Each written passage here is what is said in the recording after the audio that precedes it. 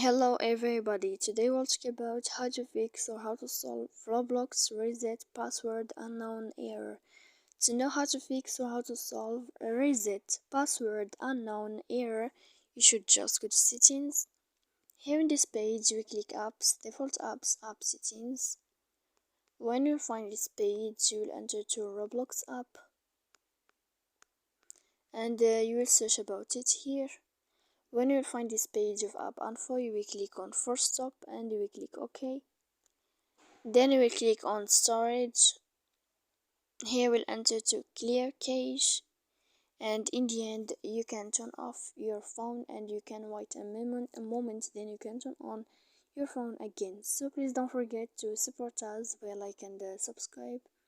See you next time in another video, and thank you for your attention and your watching.